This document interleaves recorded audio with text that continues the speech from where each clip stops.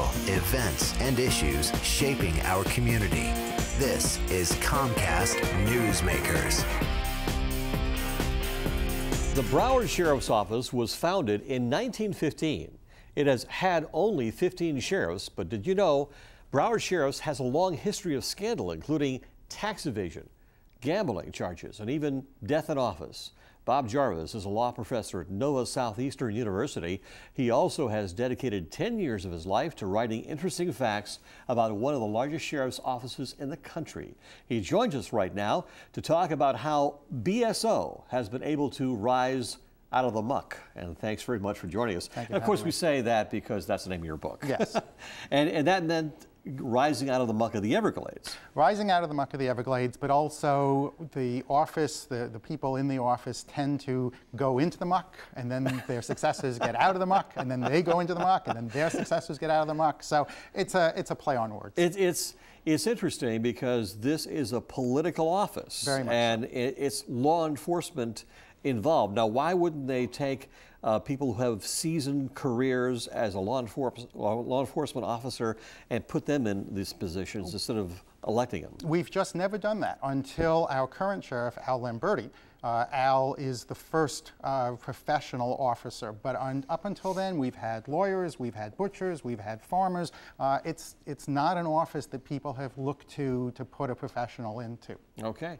We have Al Lamberti up there right now, and again, he wears a uniform. Yes. But if we take a look at the past, those office holders never wore uniforms because they were never law enforcement officials. That's right. They weren't sworn officers. Okay.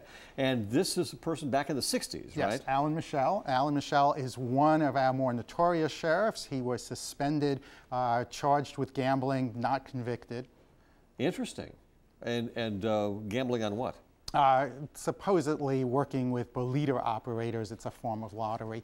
And so, you know, he's just one of a number of sheriffs that we have who have run. Now, I was a reporter at WTVJ here in Broward County, and Ed Stack was the sheriff, and I remember covering Ed Stack actually ran for the House of Representatives and was elected. Yes.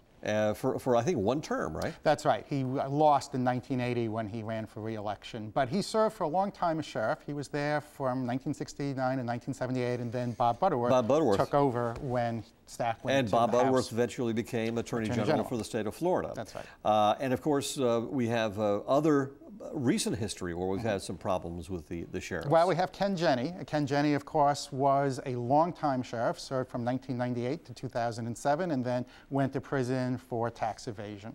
So your book really kind of is a chronology of all these different sheriffs and I guess the successes and the failures. Right. What is one that kind of stands out in your mind more than anything else? Oh, I don't think there's any question. Back in 1927, Paul Bryan, who was then the sheriff, was indicted along with his entire department. He was accused of violating the prohibition laws. He was tried twice. Both times the juries hung, and so he was allowed to finish out his term. Okay, but this means that what, he was drinking? Or? Well, the claim was that he was working with moonshiners and with people and rum runners and allowing them to do their nefarious acts. Very interesting.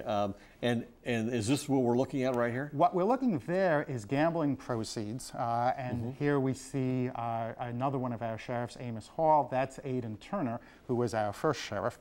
Okay. And he was also removed from office. There we see a 1935 picture of the convict camp in Broward County. That's Quill Lloyd, who was our sheriff, one of our sheriffs in the 1950s and only served for one term.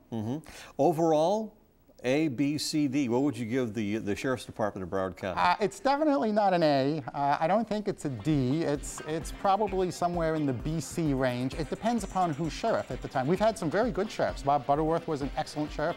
Eddie Lee back in the 1940s was an excellent sheriff, but we've also had some very notorious sheriffs.